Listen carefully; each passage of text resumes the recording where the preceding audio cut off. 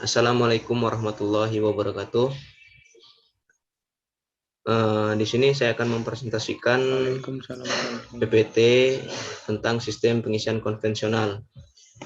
Topik yang dibahas di sini yang pertama yaitu sejarah, basic, prinsip, kemudian nama komponen atau bagian, ketiga letak komponen, keempat fungsi komponen, kelima yaitu cara kerja komponen dan sistem, yang terakhir yaitu wiring diagram. Sejarah dan basic prinsip. Listrik merupakan salah satu bentuk energi yang sangat berguna bagi kehidupan manusia. Tanpa listrik, kehidupan manusia akan menjadi lebih sulit dan berat. Listrik juga sangat berperan bagi berjalannya suatu produk. Misalnya, kendaraan bermotor roda 2, roda 4, mesin-mesin dalam industri, dan lain-lain. Lebih spesifik mengenai kendaraan bermotor roda 2. Kendaraan ini sangat populer sekali di negara kita ini. Hampir setiap masyarakat kita tahu dan dapat memanfaatkan kendaraan bermotor ini karena lebih praktis, efisien, dan irit. Jika dibandingkan dengan alat transportasi lainnya, sistem kelistrikan dalam kendaraan menjadi bertransportasi akan menjadi lebih tenang dan lancar. Salah satunya adalah sistem pengisian yang sangat vital dalam proses sirkulasi pengisian sepeda motor. Kelistrikan pada sepeda motor merupakan jantungnya sepeda motor agar bisa berfungsi sebagai alat transportasi. Karena dengan adanya sistem kelistrikan tersebut, maka fungsi mekanik lainnya bisa bersinergi untuk bergerak. Sistem pengisian adalah salah tanpa adanya sistem pengisian, energi listrik yang keluar dari pemakaian berkendaraan habis dan harus ditambah lagi dengan listrik yang baru supaya sepeda motor tersebut bisa berfungsi sebagaimana mestinya. Kemudian yaitu pengertian sistem pengisian. Sistem pengisian merupakan rangkaian komponen pada kendaraan yang bertugas menjalankan proses perubahan dari energi mekanik hingga menghasilkan energi listrik ke sistem kelistrikan kendaraan. Sistem pengisian atau charging system akan memproduksi listrik untuk mengisi kembali baterai dan mensuplai kelistrikan ke komponen yang memerlukannya pada saat mesin dihidupkan.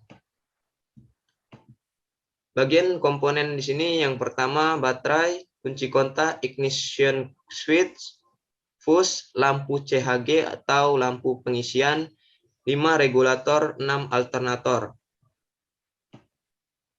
Di sini salah satu komponen atau bagian dari sistem pengisian yaitu generator. Pengembangan generator di sini yaitu pengembangan generator listrik sebelum hubungan antara magnet dan listrik ditemukan. Generator menggunakan prinsip elektrostatik, mesin Firm-Hart, menggunakan induksi elektrostatik atau fluence. Generator Van de Graaff menggunakan satu dari dua mekanisme yaitu penyaluran muatan dari elektrod, voltage tinggi, dan muatan yang dibuat oleh efek triboelektrisitas menggunakan pemisahan dua insulator. Di sini yaitu generator. Pengertian generator di sini yaitu generator adalah sebuah perangkat mesin listrik dinamis yang mengubah energi mekanik menjadi energi listrik, menghasilkan arus DC atau arus searah. Generator DC hanya memiliki satu cincin yang terbelah di tengahnya sehingga namanya dinamakan komutator. Generator DC terdiri dari dua bagian. Yang pertama yaitu stator, bagian mesin DC yang diam, dan yang kedua yaitu bagian rotor, yaitu bagian mesin DC yang berputar. Kemudian induksi elektromagnet atau kaidah tangan kanan Fleming. Kaidah tangan kanan Fleming di sini yaitu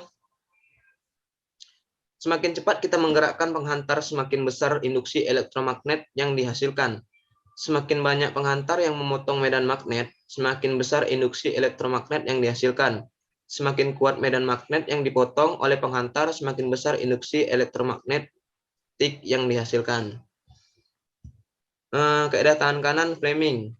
Kaidah tangan kanan Fleming ini merupakan kaidah yang menunjukkan hubungan arah garis gaya magnet, arah gerak penghantar memotong, dan arah arus yang dihasilkan. Menurut kaidah Fleming, ibu jari menunjukkan arah gerakan penghantar, jari telunjuk menunjukkan arah garis gaya magnet, dari jari tengah menunjukkan arah arus listrik yang dihasilkan.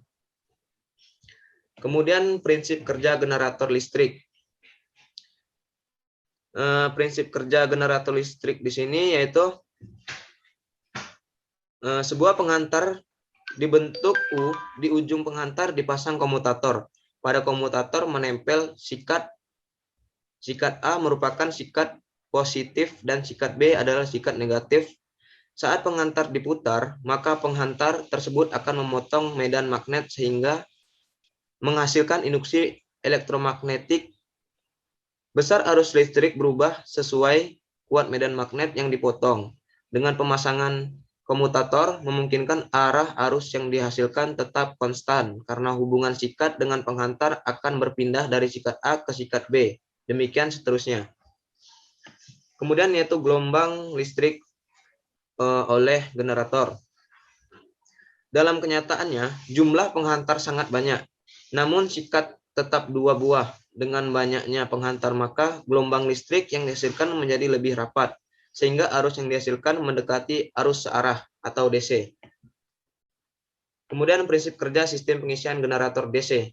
Sistem pengisian generator DC mempunyai 3 komponen utama. Yang pertama yaitu baterai.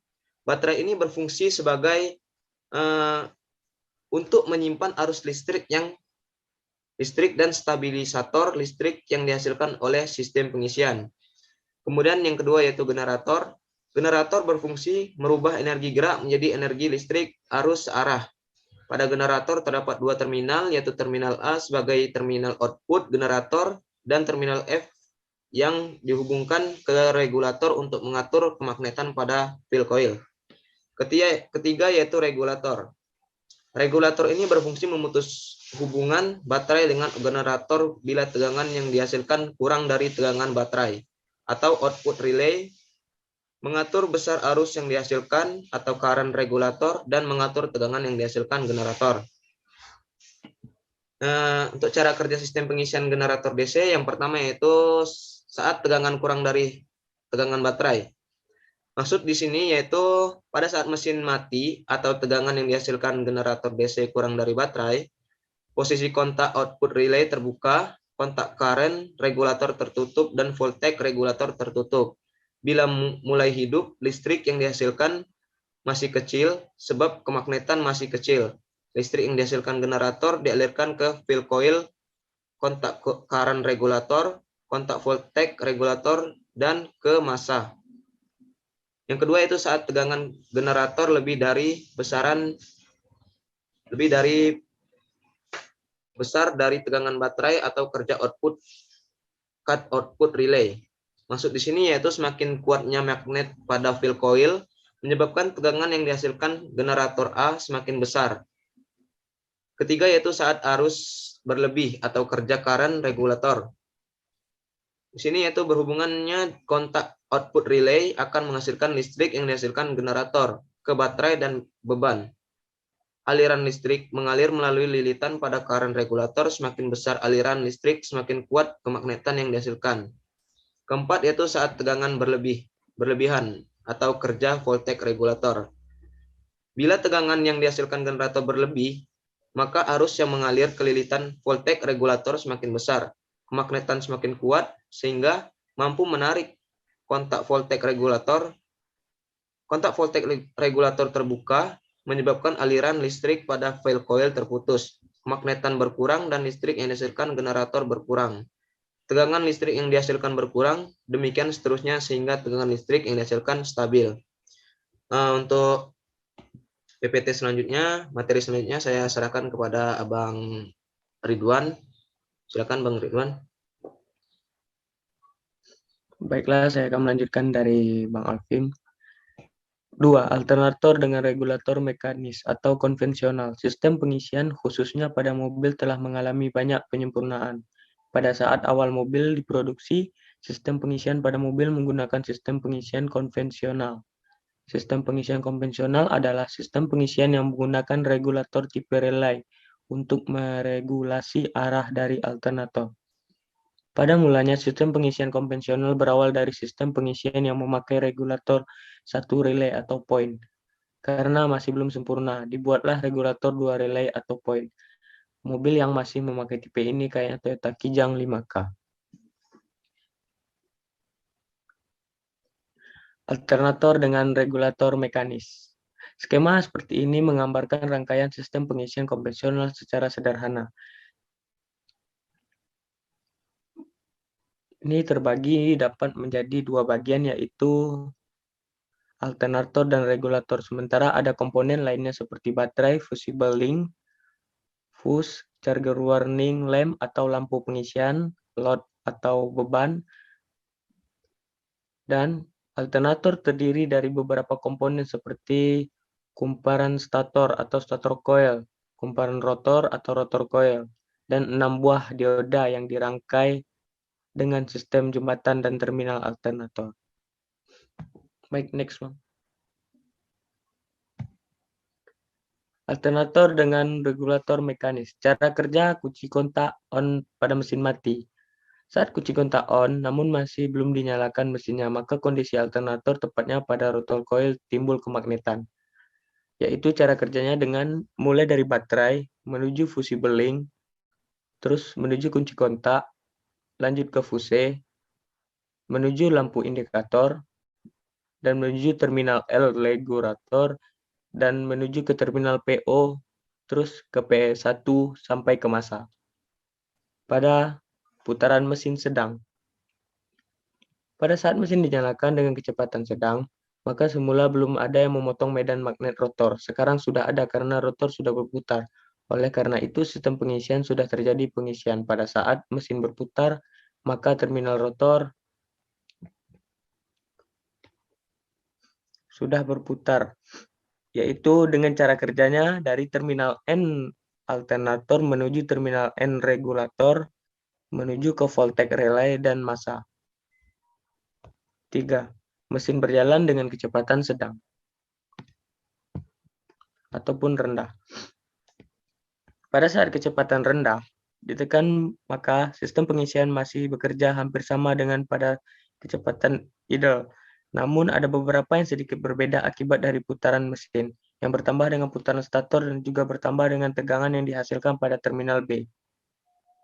Dengan cara kerja melalui dari baterai menuju ke fuse, menuju ke terminal IG regulator, menuju ke hambatan, menuju terminal F regulator, dan menuju ke F alternator, dan terus ke massa. Mesin berjalan dengan putaran tinggi. Pada saat putaran tinggi, maka akan bertambah tinggi juga. Hal ini akan menyebabkan putaran stator tinggi juga seperti tegangan pengisian akan naik. Tegangan pengisian akan mengalir ke voltage regulator dan menyebabkan kemagnetan kuat sehingga PLO akan berhubungan dengan PL2 akibat arus yang mengalir dari baterai menuju fuse, menuju terminal IG regulator, menuju hambatan, terus menuju PLO, terus menuju PL1 dan kembali ke massa. Next. 3. Alternator isi regulator. Alternator pertama kali diperkenalkan sebagai perlengkapan standar pada mobil produksi oleh Charles Corporation di Valley pada tahun 1960. Beberapa tahun ke depan, Ford and General Motors. Alternator. Pada awal penemuan, pengembangannya alternator juga diaplikasikan pada pembangkit listrik di stasiun, dilengkapi dengan generator DC untuk membangkitkan elektromagnet pada rotornya. Ford Model T, yaitu merupakan mobil Ford yang pertama kali dengan sistem pengisian, menggunakan generator magnet permanen untuk menyuplai arus pengapian. Letak pada komponen alternator, yaitu terdapat pertama di depan ada pulley, di belakang pulley terdapat itu fan, dan selanjutnya ada spacer. Dari spacer menuju ke frame, ada lingkaran pada di bearing ke spacer dan menuju ke rotor. Bearing berputar pada saat rotor dan menuju ke brush. Lanjut ke brush holder, receiver holder, dan rear frame. Oke, Bang. Baik, itulah tadi Komponen presentasi. alternator dan cara kerjanya, yaitu ada rotor, fungsinya untuk membangkitkan medan magnet. Prinsip kerja alternator yaitu memanfaatkan perpotongan garis gaya magnet untuk menghasilkan aliran listrik. Untuk mendapatkan perpotongan gaya magnet, maka harus ada medan magnet yang dibangkitkan terlebih dahulu. Rotor terhubung ke poros alternator sehingga saat poros berputar, rotor juga berputar dan medan magnet akan bergerak. Baik, Baik, cukup Bang. untuk Bang Ridwan. Selanjutnya saya serahkan presentasi selanjutnya yaitu kepada saudari Kak Ranti Oktaviani. Silakan. Baik, saya akan melanjutkan presentasi dari Bang Ridwan. Berikutnya yaitu bearing. Bearing berfungsi agar rotor berputar dengan lembut. Semua mekanisme putaran pada sistem apapun wajib memiliki bearing. Tanpa bearing, maka putaran poros bisa lebih kasar dan berat. Pada alternator, umumnya ada dua buah bearing yang diletakkan di bagian frame depan dan frame belakang. Berikutnya stator coil. Stator coil berfungsi menangkap perpotongan medan magnet untuk menghasilkan aliran listrik. Maka medan magnet harus berpotongan dengan kumparan nantinya.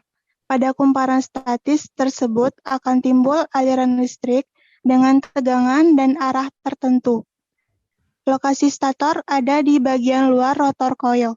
Jadi ada jarak-jarak beberapa milimeter antara permukaan rotor dengan permukaan stator.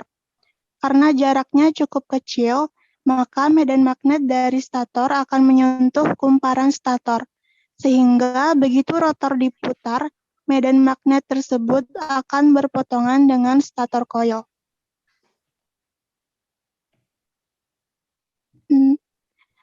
Berikutnya alternator shaft. Alternator shaft berfungsi sebagai penghubung antara bagian pulet dengan rotor, sehingga putaran pulley alternator bisa tersambung ke rotor, dari rotor dapat berputar. Brush. Brush digunakan untuk menghubungkan arus listrik ke rotor coil. Arus listrik tidak bisa disambungkan begitu saja menggunakan kabel. Jalan keluarnya dengan memanfaatkan dua buah brush yang menekan slip ring. Slip ring sendiri merupakan bagian pada ujung poros alternator yang terhubung ke dua ujung kumparan rotor, sehingga saat brush menempel pada slip ring, maka arus listrik akan tersalur ke rotor. Berikutnya IC regulator. Untuk mengatur besar tegangan yang dihasilkan oleh stator agar tidak melebihi batas 14 volt, regulator terletak setelah rectifier. Artinya, arus DC yang diatur pada regulator ini, kelistrikan mobil bekerja pada tegangan 12 volt, namun saat pengisian berlangsung, tegangan yang diizinkan maksimal 14 volt. Jadi, bila lebih dari 14 volt, maka berpotensi merusak komponen kelistrikan mobil. IC regulator akan mencegah hal tersebut. Pulley. Pulley berfungsi untuk menerima putaran input dari mesin. Pulley diputar oleh drive belt, namun drive belt melilit ke pulley crankshaft sehingga pulley crankshaft berputar, maka pulley alternator berputar. Alternator housing berfungsi sebagai pelindung semua komponen alternator. Secara umum ada dua buah frame yang digunakan, yaitu front frame dan end frame. Keduanya memiliki fungsi yang sama, yaitu melindungi bagian-bagian alternator. Alternator socket umumnya terdiri dari dua buah terminal yang akan terhubung ke brush untuk pembangkitan medan magnet pada rotor coil. Berikutnya, battery connector adalah baut yang dijadikan sebagai terminal output arus pengisian. Baut ini akan dihubungkan ke kabel positif aki agar dapat digunakan untuk kelistrikan mobil serta mengisi daya aki. Selanjutnya, alternator fan. yang berfungsi untuk mendinginkan kumparan stator dan rotor saat bekerja. Kipas ini diperlukan untuk mencegah alternator overheat, karena panas berlebih di dalam alternator akan mengganggu proses pengisian arus listrik secara keseluruhan. Baik, untuk presentasi selanjutnya akan dilanjutkan oleh Bang Rizky. Kepada Bang Rizky, saya persilahkan.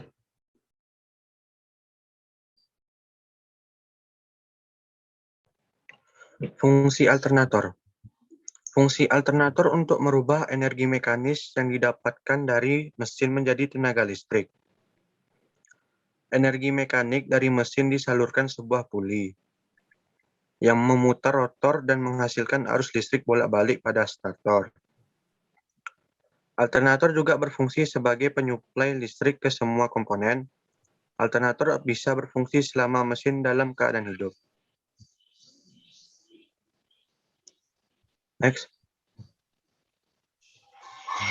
Cara kerja alternator. Cara kerja alternator mobil adalah menghasilkan arus listrik dari koil stator. Kemudian arus listrik diatur oleh IC regulator agar tegangan listrik yang dihasilkan tidak lebih dan bisa digunakan untuk mengisi listrik pada aki mobil. Pada gambar di samping, terdapat beberapa komponen dari alternator. Yang pertama,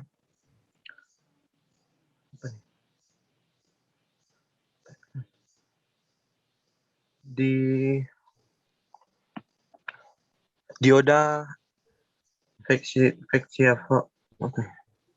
rectifier. Dioda rectifier letaknya pada garis merah tersebut, dan kemudian komponen kedua ialah IC regulator terletaknya pada garis warna biru. Dan yang ketiga ialah stator yang terletak pada garis hijau, dan yang terakhir ialah rotor terletak pada garis kuning. Dan cara kerja sistem alternator tersebut ialah 1. Field coil atau rotor coil mendapat arus listrik dari aki sehingga rotor coil timbul medan magnet. 2. Jika alternator diputar oleh mesin, maka medan magnet rotor coil akan memotong gulungan konduktor pada stator coil. Ini mengakibatkan akan muncul arus listrik pada stator coil. Ketiga, tegangan bolak-balik yang keluar dari stator coil akan disearahkan oleh dioda sehingga menjadi satu arah. 4. Arus ini akan mengalir ke dalam IC regulator agar tegangan yang dihasilkan tetap stabil di kisaran 14,2 volt dan juga bisa mengisi listrik di aki mobil. 5. Proses penstabilan tegangan listrik dilakukan oleh IC regulator, yakni dengan memanfaatkan dioda Zener sebagai pemutus dan penghubung tegangan IC regulator. 6. Ketika dioda Zener dalam posisi on, maka arus listrik yang mengalir ke field coil terputus. Efeknya adalah tidak adanya medan magnet sehingga stator berhenti menghasilkan arus listrik. Dan yang ketujuh, dengan berhentinya arus listrik dari stator coil, ini akan menyebabkan tegangan yang menuju dioda Zener menjadi berkurang, dan tentu mengakibatkan dioda Zener menjadi off. Hal ini juga dapat membuat listrik yang menuju field coil kembali mengalir sehingga kembali terjadi medan magnet dan membuat stator coil menghasilkan arus listrik kembali. Dan yang terakhir, seterusnya proses pengaturan tegangan listrik yang dihasilkan oleh alternator akan terus berulang. Next. Sejarah sistem hybrid. Orang pertama pencipta mobil hybrid adalah Profesor Ferdinand Porsche, pria kelahiran Austria 3 September 1875. Porsche yang bekerja di Lohner Coach Factory di Vienna, Austria, membuat mobil hybrid pertama yang dibuat disebut Porsche Lawnfare. Mobil ini dilengkapi dengan mesin bensin yang berfungsi menyuplai bahan bakar ke generator, sehingga menghasilkan daya listrik yang kemudian disalurkan melalui motor di roda depan. Lama-kelamaan mobil hybrid dia kembali kembangkan dan lahirkan Lohner Porsche Semper Vivus sebagai cikal bakal mobil hibrida fungsional pertama. Demikian dilansir situs Porsche hingga era 1960-an. Seorang engineer listrik bernama Victor Vaughn berinisiatif membangun hybrid electric vehicle berbasis Buick Skylark. Namun ketiadaan investor untuk mendanai proyek ini membuat usahanya terhenti. Akan tetapi, sebuah konsep yang benar-benar mendasari prinsip mobil hybrid modern di tahun 1968, di mana 3 engineer yang bekerja. Next.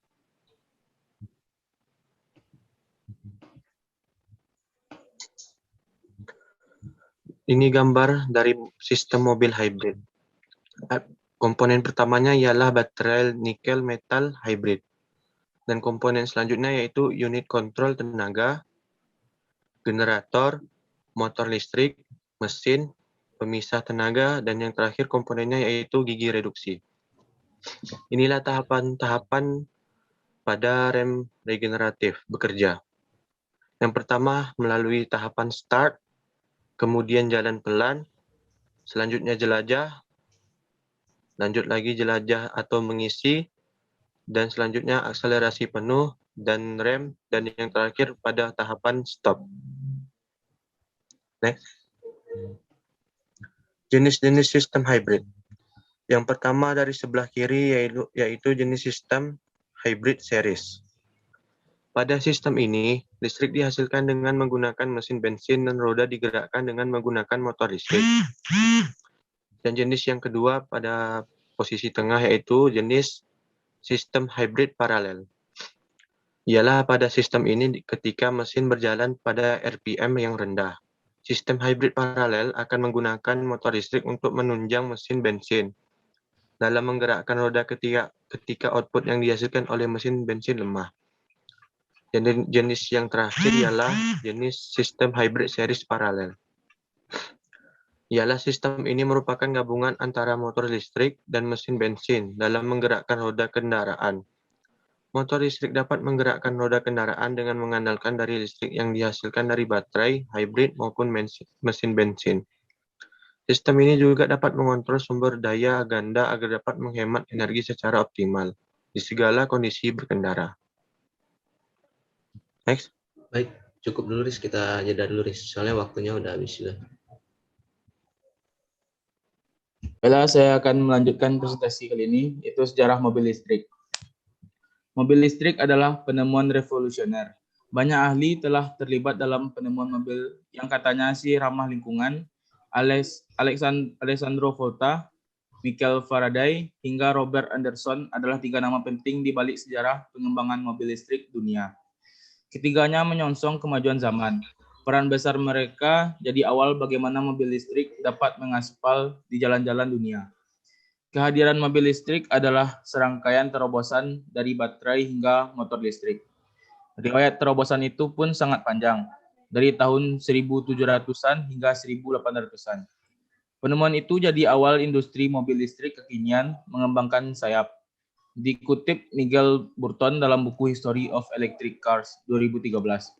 Penemuan mobil listrik tak terlepas dari ditemukannya sel elektrokimia di Mesopotamia. Berdasarkan bukti arkeologi, peradaban Mesopotamia pada tahun 200 sebelum Masehi telah mengenal adanya baterai primitif yang juga dikenal dengan baterai Baghdad, yang digunakan untuk electroplating atau proses pelapisan logam dengan menggunakan arus listrik.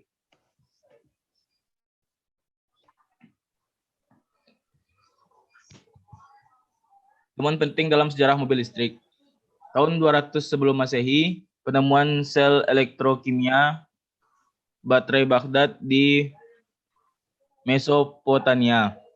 Tahun 1775, ahli kimia Alessandro Volta menemukan baterai listrik. Tahun 1821, Bapak listrik Michael Faraday menemukan motor listrik dan dinamo pertama. Tahun 1832, Robert Anderson menemukan prototipe mobil listrik pertama di dunia. Selanjutnya sistem pengisian pada mobil listrik. Pada pengisian ini bisa menghasilkan energi ketika mesin kendaraan dihidupkan. Hal ini disebabkan oleh sistem yang memanfaatkan putaran mesin menjadi sumber tenaganya. Listrik yang diciptakan nantinya akan digunakan untuk menghidupkan beberapa bagian pada mobil. Misalnya saja untuk menghidupkan klakson, lampu, dan kelistrikan lainnya pada mesin. Secara umum terdapat dua fungsi dari sistem pengisian. Pertama adalah untuk mengisi daya baterai yang sudah habis saat proses starting kendaraan. Fungsi yang kedua adalah untuk memberikan suplai listrik ketika mobil hidup. Kendaraan yang melaju membutuhkan banyak sumber listrik agar bisa dikendarai dengan nyaman dan aman. Bayangkan saja jika Anda mengendarai kendaraan tanpa lampu di malam hari. Listrik juga berperan besar agar starter mobil bisa bekerja. Jika suplai listrik terhambat atau daya dari baterai dalam mobil sudah habis, maka kendaraan tidak akan bisa digunakan. Oleh karena itu, menjaga agar daya listrik tetap ada sangatlah penting. Menggunakan motor listrik dengan baterai sebagai sumber tenaga listrik. Tentu mobil listrik memerlukan pengisian ulang daya baterainya. Secara umum, mobil listrik yang sudah dijual ke publik menggunakan dua jenis charger, yaitu charger adaptor atau wall charger dan fast charging adaptor. Charger adaptor biasanya diberikan sebagai standar dengan bentuk yang berbeda-beda. Misalkan bentuk wall charging, kabel dengan adaptor khusus atau kabel dengan colokan soket standar listrik rumah 220 volt yang bisa dibawa kemana saja. Charger model ini tidak memerlukan watt yang besar sehingga lebih mudah dijangkau di perumahan dengan kebutuhan listrik rata-rata. Namun charger adaptor ini memiliki waktu pengisian ulang daya baterai yang cukup lama. Bahkan bisa sampai 8 jam karena adaptor memiliki ampere yang kecil. Lain halnya dengan fast charging adaptor yang biasanya menjadi opsional jika Anda membeli mobil listrik. Waktu pengisian ulang daya baterai bisa lebih cepat dalam hitungan menit karena memiliki ampere yang besar.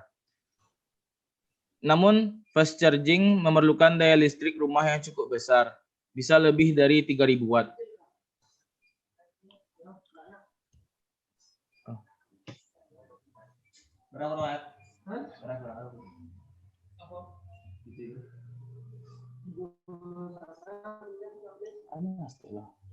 Silakan Bang Khairul, lanjutkan presentasi. Tipe pengisi daya pada mobil listrik. Yang pertama, Ya Bang, silakan lanjut. tipe pengisi daya di mobil listrik. Yang pertama, onboard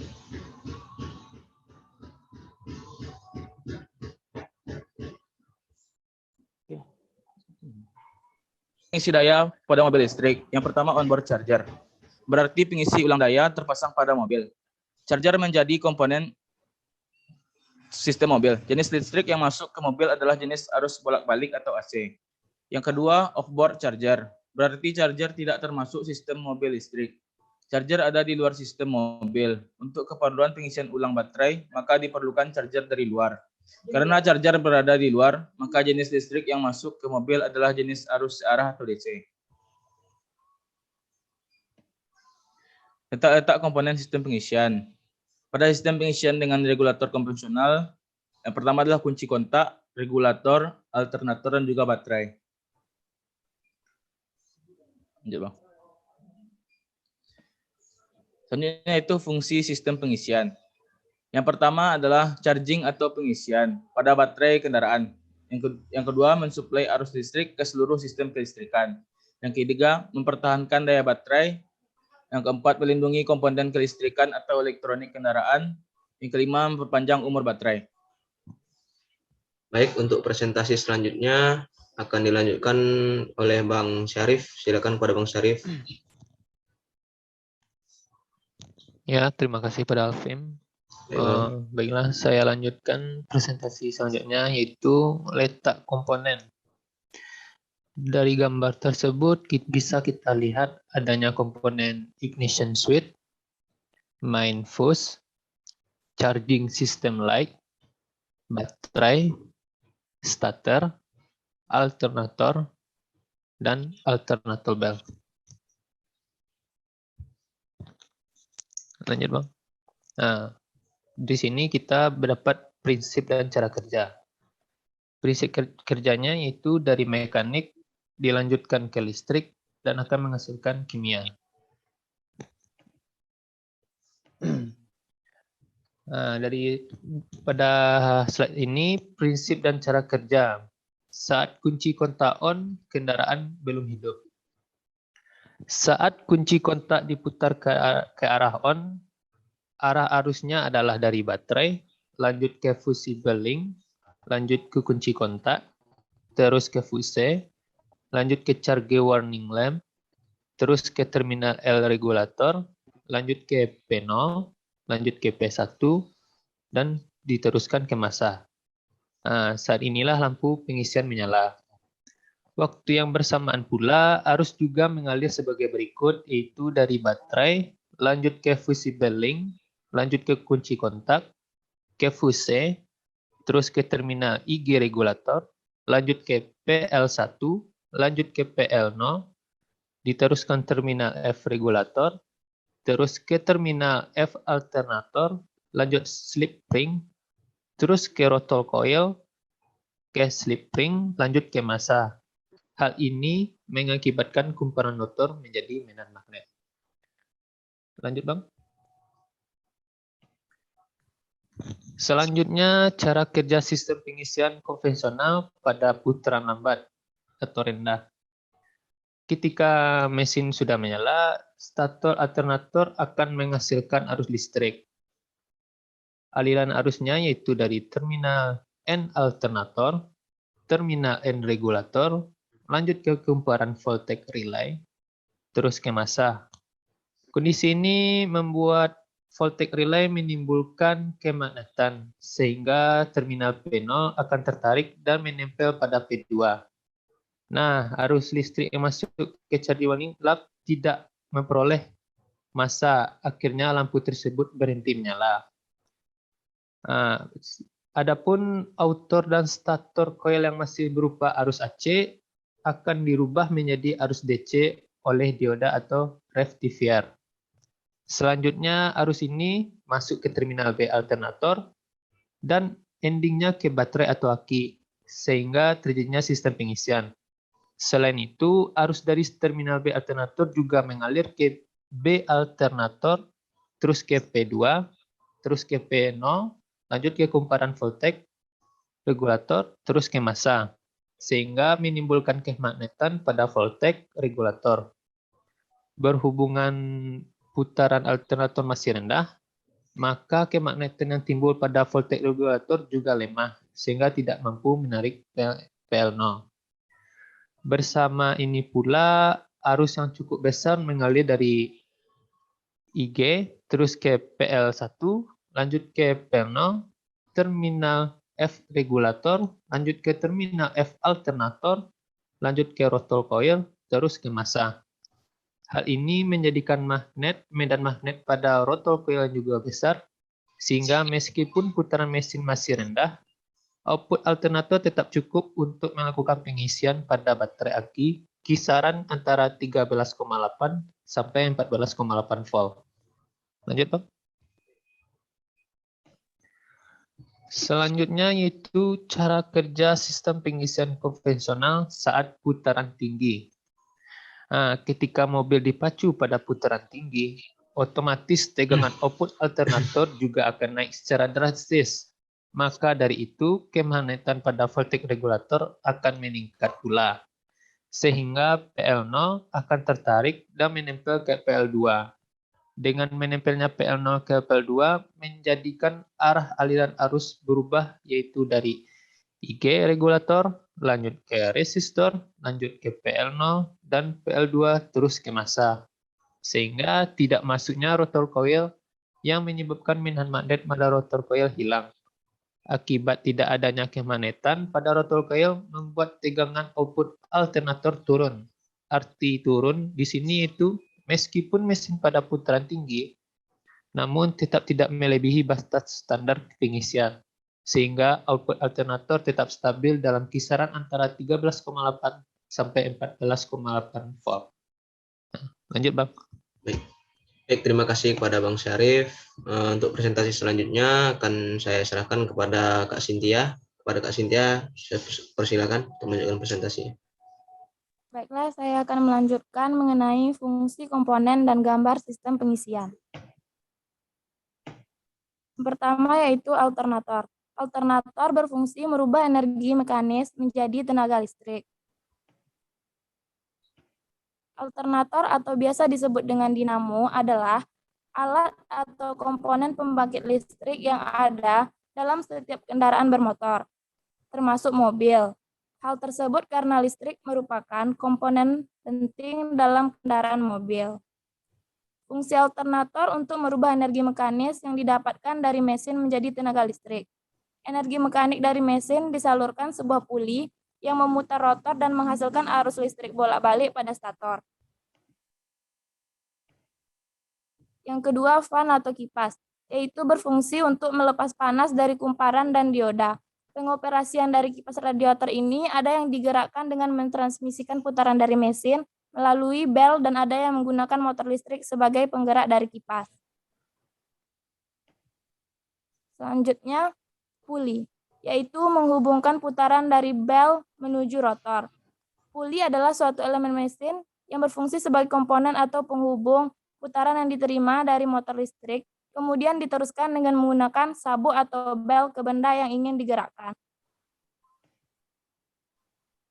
Selanjutnya, rotor, bagian yang bergerak dan menghasilkan kemagnetan. Untuk mendapatkan perpotongan gaya magnet, maka harus ada medan magnet yang dibangkitkan terlebih dahulu. Selanjutnya, stator, yaitu merubah gaya kemagnetan dari rotor menjadi energi listrik 3 fasa. Baik, untuk presentasi selanjutnya saya akan serahkan kepada Kak Gustia. Silakan kepada Kak Gustia.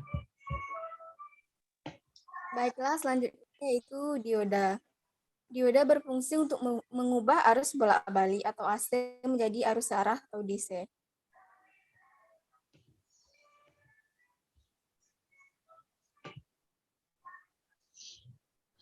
Selanjutnya yaitu housing yang berfungsi sebagai pelindung dan dudukan dari semua komponen.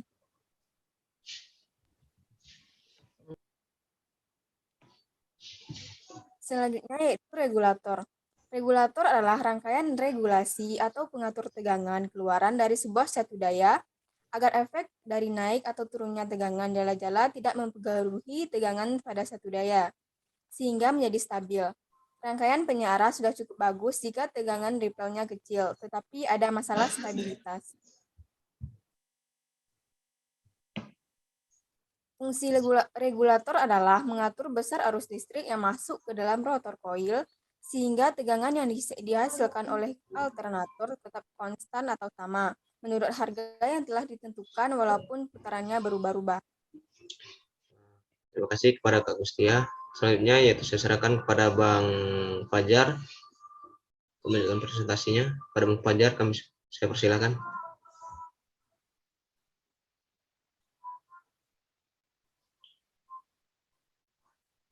Bang Fajar, silakan Bang Fajar.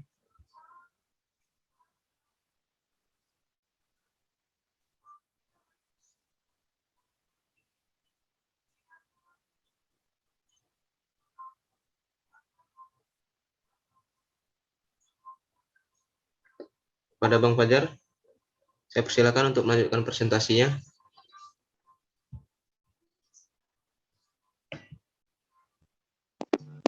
Halo, apa suara saya mas? Halo. Ya Bang, silakan Bang. Halo, apa suara saya masuk? Ya masuk Bang, silakan Bang. Baik, maaf sedikit gangguan. Selanjutnya akan saya juga jelaskan mengenai wiring diagram dari sistem pengisian. Seperti yang sudah teman jelaskan tadi, pada pengisian mekanik itu mempunyai 3 tahap. Yang pertama saat kunci kontak on dan putaran rendah, yang kedua saat putaran sedang, dan yang terakhir saat putaran tinggi.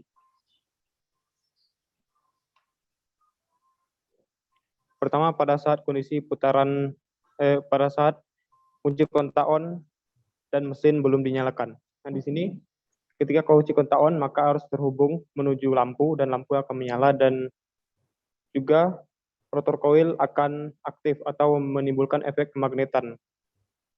Dikarenakan regulator mengalirkan arus dari PL1 dan PL0. Nah, meskipun kemagnetan terjadi pada rotor coil, tetapi stator kumparan 3 fasa ini belum menghasilkan arus listrik karena mesin itu belum menyala. Yang kedua, ketika mesin pada putaran rendah. Nah, saat ini stator coil mendapat energi listrik, sehingga energi listrik 3 fasa disearahkan oleh 6 buah dioda dan menjadi arus 12 volt DC.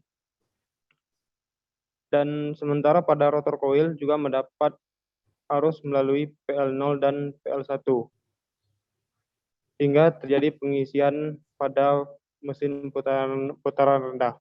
Selanjutnya, pada saat mesin putaran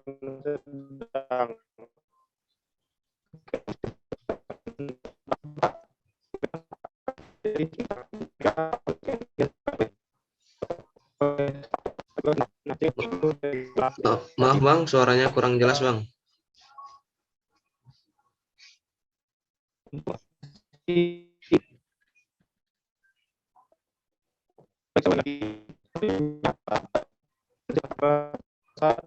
mesin RPM menghasilkan Bang Fajar, suaranya kurang jelas Bang.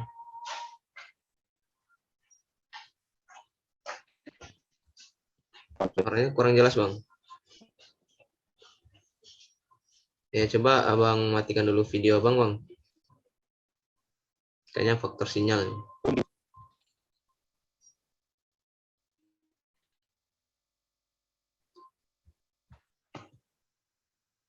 Ya, apa sudah bagus? Ya Bang, sudah Bang. Oke, saya ulangi lagi. Ketika mesin dalam kondisi putaran menengah atau RPM menengah. Nah, pada kondisi ini arus dari stator coil menghasilkan tegangan dan arus yang sangat tinggi. Jadi, untuk meregulasi atau mempertahankan tegangan agar tidak overvoltage, maka si regulator mekaniknya memutus kutub dari PL0 dan PL1, sehingga arus sumber dari rotor coil itu mengalir melalui resistor. Nah, resistor ini menurunkan nilai tegangan ke rotor coil untuk merendahkan atau menurunkan kekuatan magnet di rotor coil. Karena rotor coil menurun tegangannya atau mengurung efek kemagnetannya, maka arus dari stator coil juga akan menurun. Selanjutnya pada saat putaran tinggi. Nah, pada saat putaran tinggi, stator coil menghasilkan arus dan tegangan yang juga semakin tinggi atau semakin besar. Nah, karena pada putaran yang tinggi ini,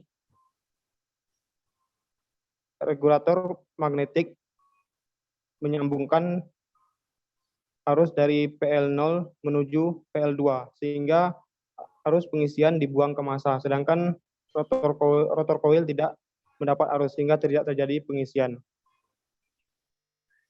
Berikutnya mengenai kesimpulan, yaitu kesimpulan dari slide ini. Yang pertama dapat kita simpulkan bahwa sistem pengisian merupakan suatu sistem dari beberapa komponen yang saling bekerja sama untuk menghasilkan arus listrik yang didapat dari putaran rotor pada alternator untuk mengisi atau menyuplai arus pada pengisian baterai.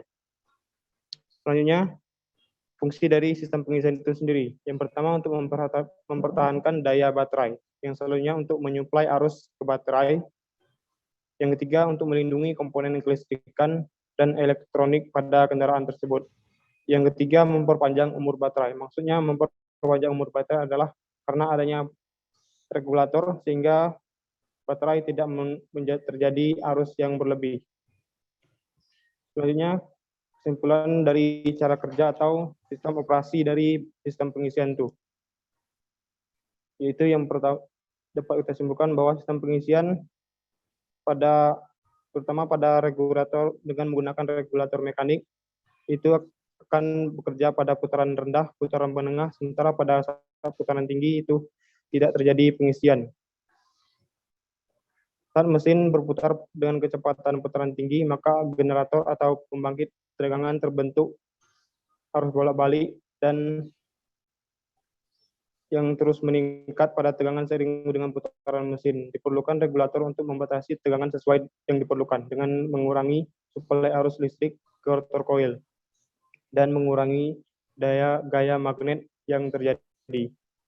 Dengan beban yang besar, maka alternator akan menghasilkan arus yang besar pula. Begitu juga sebaliknya, seperti contoh pada mesin saat selesai di starter, maka pengisian alternator akan besar dan mengecil secara otomatis setelah aki hampir penuh.